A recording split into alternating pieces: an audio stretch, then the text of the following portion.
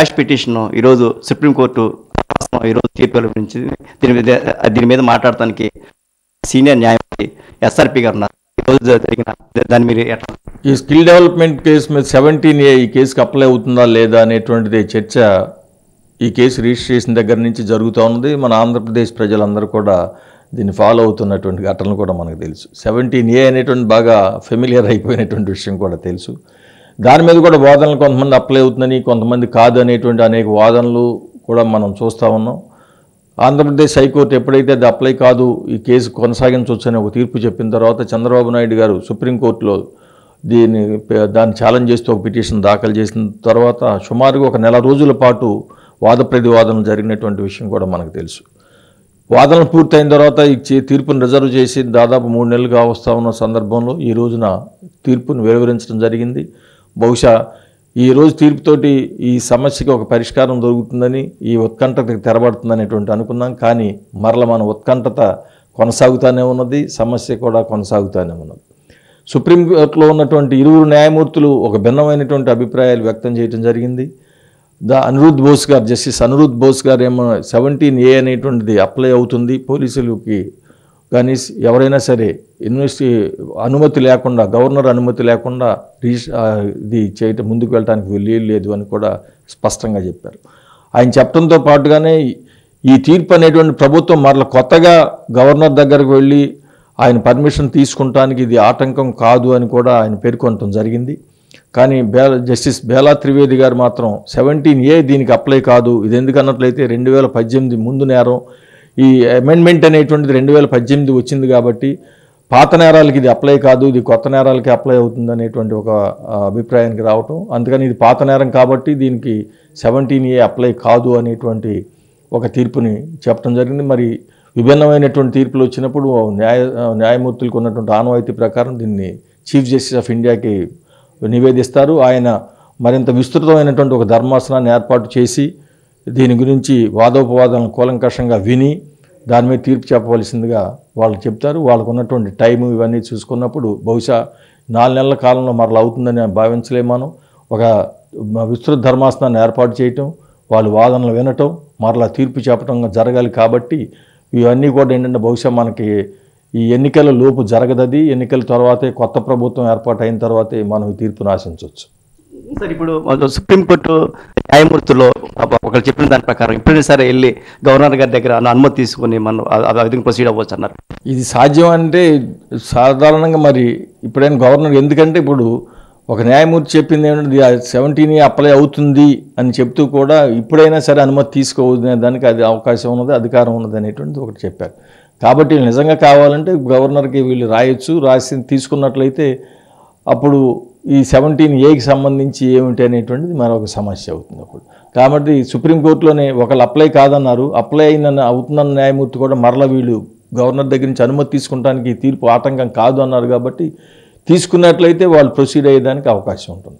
Sir, already ఒకసారి అనుమతి తీసుకుని అరెస్ట్ చేశారు, మళ్ళీ అదే విషయం మీద మళ్ళీ అరెస్ట్ చేసేదానికి, జైల్లో పెట్టేదానికి అవకాశం ఉండదు. కేసు మాత్రం కొనసాగే దానికోసం ఆ టెక్నికల్గా ఉన్నటువంటి ఆ ప్రాబ్లం క్లియర్ అవుతుంది. రేపు ఏంటంటే వాదనలో 17A ప్రకారం అనుమతి తీసుకోకుండా పెట్టారు అనేటువంటి వాదన చేయకుండా ఉండటానికి ఆ అనుమతి పనికి వస్తుంది తప్పితే మరలా రిమాండ్ చేయడానికి, జ్యుడిషియల్ కస్టడీకి పంపడానికి మాత్రం ఆ అనుమతి ఎందుకు ఉపయోగపడదు వీళ్ళకి. ఒకసారి ఒక న్యాయం జరిగినప్పుడు సపోజ్ ఒక 18 సంవత్సరాల కనుక లోపు కనుక ఒక 18 సంవత్సరాల్లో ఒక వ్యక్తి ఒక నేరం చేశాడు అనుకోండి, ఆయనకు ఒక శిక్ష ఉంటుంది. అదేవిధంగా 18 సంవత్సరాలు దాటిన తర్వాత చేసిన దానికి ఆయనకు ఒక శిక్ష ఉంటుంది. బట్ ఇక్కడ ఇటువంటి శిక్ష అనేది ఇప్పుడు 18 ముందు ఉందన్నారు, 18 తర్వాత ఉందన్నారు.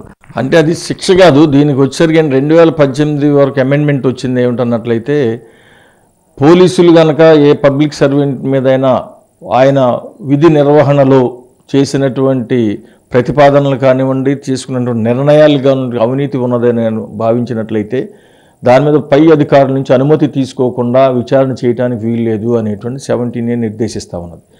శిక్ష కాలానికి వచ్చేసరికి పెద్ద పాత చట్టమైనా కొత్త చట్టమైనా శిక్షలన్నీ ఒకటే. కానీ ఇది ఒక టెక్నికల్ అబ్జెక్షన్. ఏంటంటే ఎవరికి పడితే వాళ్ళు పబ్లిక్ సర్వెంట్ మీద ప్రొసీడ్ అవ్వడానికి, వాళ్ళని వేధించడానికి అవకాశం లేకుండా అనే ఉద్దేశంతో ఇది పెట్టారు. కాబట్టి ఏమిటన్నట్లయితే ఇది పాత నేరాలకి అప్లై అవుతుందా, కొత్త నేరాలకి ఆ తేదీ తర్వాత జరిగే నేరాలకి అప్లై అవుతుందా, లేదా తర్వాత జరిగే రిజిస్టర్ చేసే క్రైమ్స్కి అప్లై అవుతుందనే దాని దగ్గరే ఒక భాష్యం చెప్పవలసి ఉంది. దాని మీద సుప్రీంకోర్టు ఇద్దరు న్యాయమూర్తులు ఇద్దరు భిన్నమైనటువంటి అభిప్రాయాలు రావటం జరిగింది. సార్ ఇప్పుడు ఈ కేసు మళ్ళీ తేలడానికి అంటే ఇది మరి విస్తృత ధర్మాసనానికి వెళ్ళినప్పుడు ఏంటన్నట్లు ఇందాక నేను చెప్పినట్టు 4 నెలలు మాత్రం తేలదు. ఈ ప్రభుత్వం అంటే మనకు ఎన్నికలు కూడా సమీపిస్తూ ఉన్నాయి.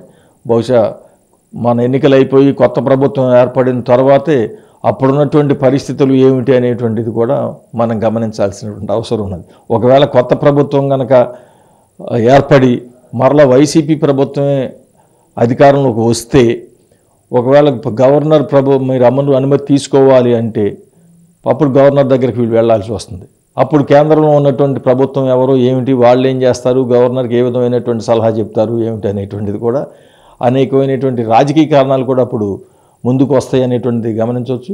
అదే కాదు వైసీపీ ప్రభుత్వం కనుక ఆ పార్టీ మరలా అధికారానికి రాకపోతే మరలా తెలుగుదేశం మరి వాళ్ళ మిత్రులతో అధికారానికి వచ్చేట్లయితే ఇవన్నీ వెనక్కపోయేటువంటిది.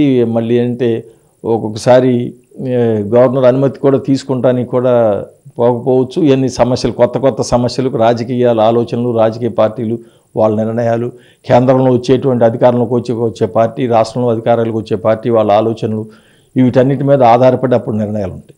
సార్ యాక్చువల్గా ఇప్పుడు చాలా మంది ఏమంటారంటే న్యాయ వ్యవస్థలో రాజకీయ నాయకులు జోక్యం ఎదురైందని గతంలో సుప్రీంకోర్టు న్యాయమూర్తులు అనేక మంది మీడియా ఎదురుగా వాపోయారు. మీరు ఇప్పుడు ఉన్నదాన్ని అదే విధంగా చూస్తారు? సాధారణంగా న్యాయ వ్యవస్థ యొక్క స్వతంత్రంలో రాజకీయ నాయకుల జోక్యం పెరిగిందంటే రాజకీయ నాయకుల కంటే కూడా ఎగ్జిక్యూటివ్ జోక్యం పెరుగుతూ ఉన్నది కొన్ని సందర్భాల్లో అనేటువంటి ఒక విమర్శ ఉన్నది. దానికి సంబంధించే కొలీజియం చేసినటువంటి న్యాయమూర్తులను నియమించాలి అన్నప్పుడు వాళ్ళు కాలయాపన చేయటం, లేకపోతే వాళ్ళకి ఇష్టం లేని న్యాయమూర్తులను వాళ్ళు ఒప్పుకోకపోవడం అన్ని చూస్తూ ఉన్నాం. కానీ దీనికి సంబంధించి ఏంటంటే ఏదో రాజకీయ నాయకులు ప్రమేయం ఉన్నదనో లేకపోతే ఎగ్జిక్యూటివ్ ప్రమేయం ఉన్నదనో ఎటువంటి దానికి మనం భావించాల్సినటువంటి ఆస్కారం లేదు. ఎందుకన్నట్లు ఇది ఒక స్పష్టమైనటువంటి తీర్పు, రెండు భిన్నమైనటువంటి అభిప్రాయాలు. కాబట్టి ఎందుకంటే వీళ్ళు న్యాయమూర్తులు ఏంటంటే రాజకీయ పార్టీలు చెప్పినట్లు లేకపోతే ఎగ్జిక్యూటివ్ చెప్పినట్టు తీర్పులు చెప్పరు. కొన్ని సందర్భాలు ఇందాక చెప్పినట్టు అపాయింట్మెంట్స్ దగ్గరికి వచ్చేసరికి అనేక సందర్భాలు అనేక సమస్యలు సృష్టిస్తుందని సుప్రీంకోర్టు కూడా అనేక సందర్భాల్లో కేంద్ర ప్రభుత్వాన్ని హెచ్చరించిన ఘటనలు కూడా మనకు తెలుసు. దీంట్లో ఏదో రాజకీయ ప్రభావితం కానీ రాజకీయ ప్రేరేపితమైనటువంటి తీర్పులుగా మనం భావించడానికి అవకాశం ఇది స్పష్టమైనటువంటి ఒక లీగల్గా ఉన్నటువంటి ఇరువురు న్యాయమూర్తులు వాళ్ళ చట్ట ప్రకారం లీగల్గా వాళ్ళ అభిప్రాయాలను వ్యక్తం చేసి రాసినటువంటి తీర్పులుగానే మనం భావించాలి. నేడు సుప్రీంకోర్టులో చంద్రబాబు నాయుడు వేసిన స్క్వాష్ పిటిషన్పై దిశబ్ కమిటీ తీర్పు వెలువరించింది. దీని మీద మాట్లాడడానికి సీనియర్ న్యాయవాది పిచ్చుక శ్రీనివాసరావు గారు ఉన్నారు. సార్ చెప్పండి సార్, ఈరోజు వచ్చిన తీర్పు మీరు ఏ విధంగా చూస్తారు? మన రాష్ట్రంలో 17A అమెండ్మెంట్ దానికి సంబంధించి చాలా చర్చ జరిగింది. కూడా కింద కోర్టు పై కోర్టు దానికి సంబంధించిన అభిప్రాయాలు కూడా భిన్నాలు జరిగినాయి. చంద్రబాబు నాయుడిని రిమాండ్ విధించిన తర్వాత దానికి సంబంధించి సుప్రీంకోర్టు సీనియర్ న్యాయవాది దీనికి సంబంధించిన అంశాన్ని లేవనెత్తి 17A అనేది ఒకటి తీసుకొని వచ్చేసి ఆ 17A ప్రకారం ఈ రిమాండ్ చెల్లదని చెప్పేసి ఆ రోజు చెప్పడం జరిగింది. దాని మీద రిమాండ్ ఇవ్వటము, ఆ రిమాండ్ని మళ్ళీ ఛాలెంజ్ చేస్తూ హైకోర్టుకి వెళ్ళటం, హైకోర్టు కూడా వీళ్ళు వేసిన క్వాష్ పిటిషన్ని డిస్మిస్ చేయడం జరిగింది. ఆ తర్వాత ఆ క్వాష్ పిటిషన్ మీద సుప్రీంకోర్టుకి వెళ్ళటం, సుప్రీంకోర్టు కూడా దానికి సంబంధించింది ఈ అంశం మీద తీవ్రంగా దానికి సంబంధించిన వాదనలు వినటము, ఇది చాలా కాంప్లికేటెడ్ కాబట్టి దీన్ని కూడా తీర్పును కూడా వాయిదా వేయటం జరిగింది. ఈరోజు దీనికి సంబంధించి ఇద్దరు జడ్జి బోస్ తర్వాత త్రివేది ఇద్దరు కూడా రెండు భిన్న అభిప్రాయాలు దీని మీద ఇవ్వటం వల్ల దీనికి సంబంధించి మళ్ళీ ఏదైతే చర్చ జరుగుతుందో ఇంత కాంప్లికేటెడ్ అయినా ఈ 17A అమెండ్మెంట్ మీద మళ్ళీ వచ్చింది. దీంట్లో జస్టిస్ బోస్ గారు ఏమన్నారంటే దీనికి సంబంధించింది దీనికి శాంక్షన్ అథారిటీ దానికి సంబంధించి గవర్నర్ శాంక్షన్ తీసుకోవాల్సిన అవసరం ఉన్నది. 17A ప్రకారం గవర్నర్ శాంక్షన్ తీసుకోకపోతే కూడా రిమాండ్ చెల్లదని చెప్పక్కర్లేదు. ఇప్పుడు కూడా రిమాండ్ అయిపోయిన తర్వాత కూడా ఇన్వెస్టిగేషన్లో ఏ స్టేజ్లో అయినా సరే దీనికి సంబంధించిన శాంక్షన్ తీసుకోవచ్చు. కాబట్టి గవర్నరు శాంక్షన్ తీసుకోనంత మాత్రాన రిమాండ్ చెల్లదు అని చెప్పేసి అనడానికి లేదు. శాంక్షన్ అయితే తీసుకోవాలి.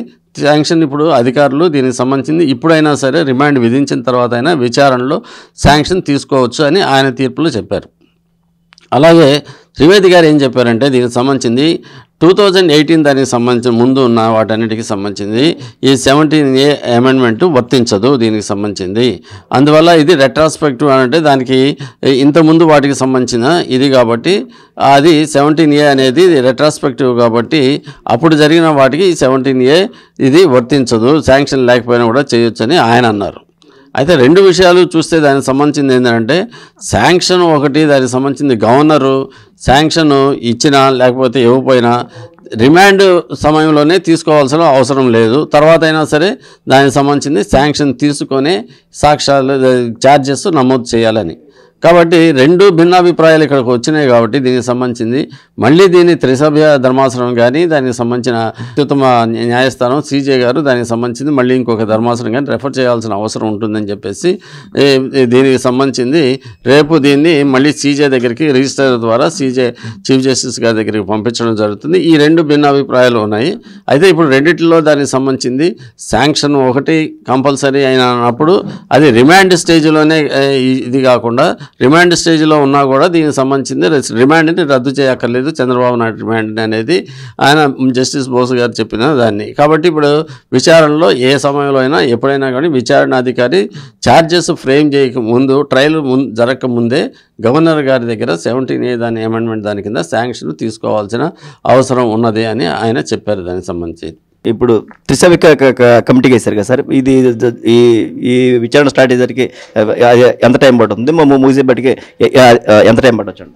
జరుగుతుంది. విచారణ మీద ఎటువంటి స్టే లేదు కాబట్టి ఏంటంటే విచారణ అనేది జరుగుతూనే ఉంటుంది దీనికి సంబంధించి. కానీ విచారణ సంబంధించి పూర్తయి ఛార్జెస్ ఫ్రేమ్ చేసే లోపల వీళ్ళు 17A దానికి సంబంధించింది శాంక్షన్ తీసుకోవాలా లేదా అనేది డిసైడ్ అవుతుంది సంబంధించి. కాబట్టి ఇది మళ్ళీ త్రిసభ్య ధర్మాసనం ముందుకు వెళ్ళినప్పుడు ఇది చాలా టైం తీసుకుంటుంది. ఇది దీనికి సంబంధించింది ఇంకా కొంత ఒక 6 నెలల దాకా కూడా దీనికి సంబంధించిన ఇది మళ్ళీ వస్తుంది. ఎందుకంటే 17A అనేది చాలా కాంప్లికేటెడ్గా ఉంది. కింద కోర్టులోనూ తర్వాత హైకోర్టులో కూడా జడ్జెస్ మధ్యనే చాలా భిన్నాభిప్రాయాలు వస్తూ ఉన్నాయి దీనికి సంబంధించింది. ఎప్పటి నుంచి వస్తుంది, లేకపోతే 2018 నేరాలకు సంబంధించింది వస్తుందా, అంతకుముందు వాటికి వస్తుందా ఏమిటి అనేది చాలా గందరగోళంగా ఉండబట్టే రిమాండ్ ఇచ్చినప్పుడే దానికి సంబంధించింది వాళ్ళు లేవనెత్తిన అంశాలని కింద ACB కోర్టు కొట్టేయడం జరిగింది శాంక్షన్ లేకుండానే. దాన్ని ఛాలెంజ్ చేశారు హైకోర్టులో. హైకోర్టులో కూడా దానికి సంబంధించిన భిన్నాభిప్రాయాలు వచ్చినాయి, హైకోర్టు కూడా క్వాష్ చేశారు. కాబట్టి ఇలాగా చివరికి సుప్రీంకోర్టులో కూడా దీనికి సంబంధించిన భిన్నాభిప్రాయాలు వచ్చినాయి. కాబట్టి ఇది మళ్ళీ త్రిసభ్య ధర్మాసనం ముందు ఉన్నప్పుడు అది కొంత సమయం తీసుకుంటుంది. కానీ దీంట్లో వాళ్ళు చెప్పిన విచారణ మీద ఎటువంటి స్టే లేదు కాబట్టి విచారణ కొనసాగుతుంటుంది.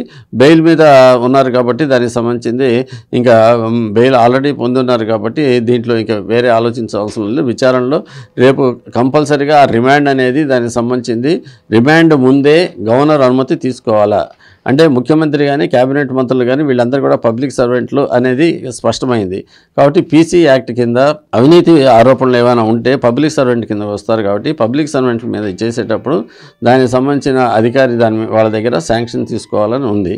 కానీ ఈ శాంక్షన్ ఎప్పటి నుంచి తీసుకోవాలి, ఏంటి, రిమాండ్ స్టేజ్లో తీసుకోవాలా, విచారణలో స్టేజ్ తీసుకోవాలా, అసలు తీసుకోకుండానే చేయాలనేది దాని మీద ఉన్న భిన్నాభిప్రాయాలు దాని మీద ఈరోజు సుప్రీంకోర్టులో కూడా దానికి సంబంధించిన భిన్నాభిప్రాయాలు ఉండటం వల్ల ఇప్పుడు త్రిసభ్య ధర్మాసనానికి దీన్ని నివేదించారు. చూద్దాం దానికి సంబంధించిన ఒక 3 నెలల నుంచి 6 నెలల దాకా ఈ లోపల ఇది దీనికి సంబంధించిన టైం పట్టొచ్చు.